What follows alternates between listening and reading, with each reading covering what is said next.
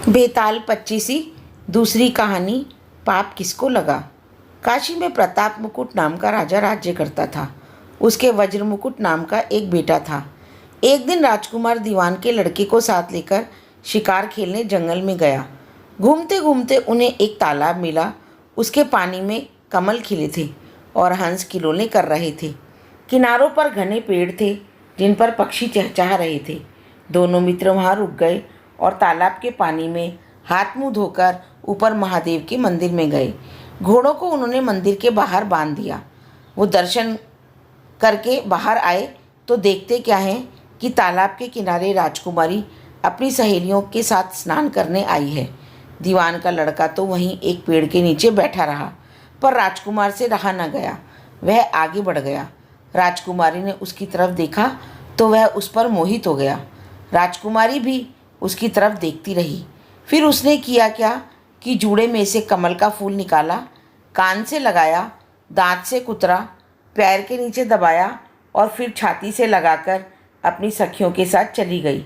उसके जाने पर राजकुमार निराश हो अपने मित्र के पास आया और सब हाल सुनाकर बोला, मैं इस राजकुमारी के बिना नहीं रह सकता हूँ, पर मुझे न तो उसका नाम मालूम है और न ही ठिकाना। वह कैसे मिलेगी। दीवान के लड़के ने कहा, राजकुमार आप इतना घबराएं नहीं, वह सब कुछ बताकर गई है। राजकुमार ने पूछा, कैसे। तो वह बोला, उसने कमल का फूल सिर से उतारकर कानों पर लगाया तो उसने बताया कि मैं कर्नाटक की रहने वाली हूँ। दांत से कुतरा तो उसका मतलब था कि मैं दंतबाट राजा की बेटी हूँ। पाँव से दबाने का अर्थ था कि मेरा नाम पद्मावती है। और छाती से लगाकर उसने बताया कि तुम मेरे दिल में बस गए हो। इतना सुनना था कि राजकुमार खुशी से फूल उठा। बोला, अब मुझे कर्नाटक देश में ले चलो। दोनों मित्र वहाँ से चल दिए। घूमते फिरते सैर करते दोनों कई दिन बाद वहाँ पहुँचे। राजा के महल के पास गए तो एक बुढ़िया अपने द्वार पर बैठी चरखा काटती मिली। उसके पास जाकर दोनों घोड़ों से उतर पड़े और बोले, माई हम सौदागर हैं, हमारा सामान पीछे आ रहा है, हमें रहने को थोड़ी जगह दे दो। उनकी शक्ल सूरत देखकर और बात सुनकर बुढ़िया के मन में ममता उमड़ आई। बोली, बेटा तुम्हारा घर है, जब तक जी में आए रहो। दोनों वहीं ठहर गए। दीवान के बेटे ने उससे पूछा, माई तुम क्या काम करती हो, तुम्हारे घर में कौन कौन है, तुम्हारी गुजर कैसे होती है। तो बुढ़िया ने जवाब दिया, बेटा मेरा एक बेटा है जो राजा की चाकरी में है और मैं राजा की बेटी पद्मावती की धाय थी। बूढ़ी हो जाने से अब घर में रहती हूँ। राजा खाने पीने को दे देता है। दिन में मैं एक बार राजकुमारी को देखने महल में जाती हूँ। राजकुमार ने बुढ़िया को कुछ धन दिया और कहा, माई कल तुम वहाँ जाओ तो राजकुमारी से कह देना कि जेठ सुदी पंचमी को तुम्हें तालाब पर जो राजकुमार मिला था वह आ गया है। अगले दिन जब बुढ़िया राजमहल गई तो उसने राजकुमार का संदेशा उसे दे दिया। सुनते ही राजकुमारी ने गुस्सा होकर हाथों में चंदन लगाकर उसके गाल पर तमाचा मारा और कहा, मेरे घर से निकल जा। बुढ़िया ने घर आकर सब हाल राजकुमार को कह सुनाया। राजकुमार हक्का बक्का रह गया। तब उसके मित्र ने कहा, राजकुमार आप घबराएं नहीं, उसकी बातों को समझें। उसने 10 उंगलियां सफ़ेद चंदन में मारी, इससे उसका मतलब यह है कि अभी 10 रोज़ चांदनी के हैं। उनके बीतने पर मैं अंधेरी रात में मिलूंगी। 10 दिन के बाद बुढ़िया ने फिर राजकुमारी को खबर दी तो इस बार उसने केसर रंग में 3 उंगलियां डुबोकर उसके मुंह पर मारी और कहा, भाग यहाँ से। बुढ़िया ने आकर सारी बात सुना दी। राजकुमार शोक से व्याकुल हो गया। दीवान के लड़के ने समझाया, इसमें हैरान होने की क्या बात है, उसने कहा है कि 3 दिन और ठहरो। 3 दिन बीतने पर बुढ़िया फिर वहाँ पहुँची।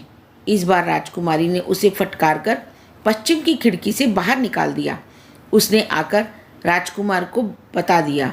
सुनकर दीवान का लड़का बोला, मित्र उसने आज रात को तुम्हें उस खिड़की की राह बुलाया है। मारे खुशी के राजकुमार उछल पड़ा। समय आने पर उसने बुढ़िया की पोशाक पहनी, इत्र लगाया, हथियार बांधे। दोपहर रात बीतने पर वह महल में जा पहुंचा और खिड़की में से होकर अंदर पहुंच गया। राजकुमारी वहां तैयार खड़ी थी। वह उसे भीतर ले गई। अंदर के हाल देखकर राजकुमार की आंखें खुल गईं। एक से एक बढ़कर चीज़ें थी। रात भर राजकुमार राजकुमारी के साथ रहा। जैसे ही दिन निकलने को आया कि राजकुमारी ने राजकुमार को छिपा दिया और रात होने पर फिर बाहर निकाल दिया। इस तरह कई दिन बीत गए। अचानक एक दिन राजकुमारी को अपने मित्र की याद आई। उसे चिंता हुई कि पता नहीं उसका क्या हुआ होगा। उदास देखकर राजकुमारी ने कारण पूछा तो उसने बता दिया। बोला, वह मेरा बड़ा प्यारा दोस्त है, बड़ा ही चतुर है। उसकी होशियारी ही से तो तुम मुझे मिल पाई हो। राजकुमारी ने कहा, मैं उसके लिए बढ़िया बढ़िया भोजन बनवाती हूँ, तुम उसे खिलाकर तसल्ली देकर लौट आना। खाना साथ में लेकर राजकुमार अपने मित्र के पास पहुँचा। वे महीने भर से मिले नहीं थे। राजकुमार ने मिलने पर सारा हाल सुनाकर कहा कि राजकुमारी को मैंने तुम्हारी चतुराई की सारी बातें बता दी हैं, तभी तो उसने यह भोजन बनाकर भेजा है। दीवान का लड़का सोच में पड़ गया। उसने कहा, यह तुमने अच्छा नहीं किया। राजकुमारी समझ गई कि जब तक मैं हूँ वह तुम्हें अपने बस में नहीं रख सकती है, इसलिए इस खाने में जहर मिलाकर भेजा है। यह कहकर दीवान के लड़के ने थाली में से एक लड्डू उठाकर कुत्ते के आगे डाल दिया। खाते ही कुत्ता मर गया। राजकुमार को बड़ा बुरा लगा। उसने कहा, ऐसी स्त्री से भगवान बचाए, मैं अब उसके पास नहीं जाऊंगा।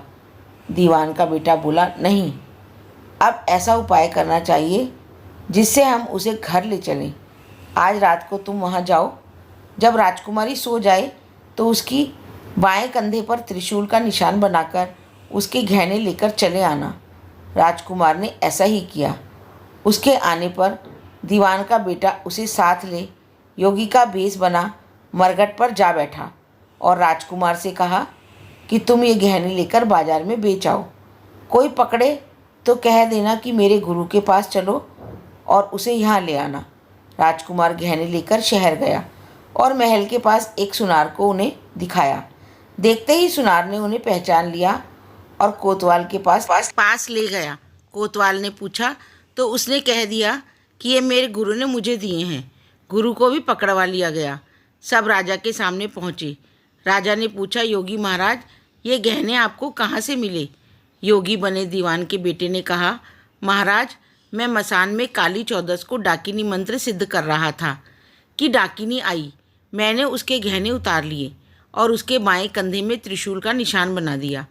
इतना सुनकर राजा महल में गया और उसने रानी से कहा कि पद्मावती के बाएं कंधे पर देखो कि त्रिशूल का निशान तो नहीं है। रानी ने देखा तो निशान था। राजा को बड़ा दुख हुआ। बाहर आकर वह योगी को एक और ले जाकर बोला, महाराज, धर्मशास्त्र में खोटी स्त्रियों के लिए क्या दंड है? योगी ने जवाब दिया, राजन, ब्राह्मण, गऊ, स्त्री, लड़का और अपने आश्रय में रहने वाले से कोई खोटा काम हो जाए तो उसे देश निकाला दे देना चाहिए। यह सुनकर राजा ने पद्मावती को डोली में बिठाकर जंगल में छुड़वा दिया। राजकुमार और दीवान का बेटा तो इसी ताक में थे। राजकुमारी को अकेली पाकर साथ ले अपने नगर लौट आए और आनंद से रहने लगे। इतनी बात सुनकर बेताल बोला, राजन, यह बताओ कि पाप किसको लगा है? राजा ने कहा, पाप तो राजा को लगा।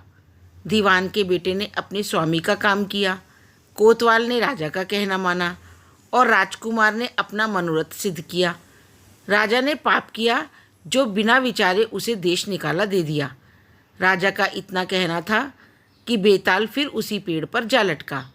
राजा वापस गया और बेताल को लेकर चल दिया। बेताल बोला, राजन, सुनो, एक और कहानी सुनाता हूँ।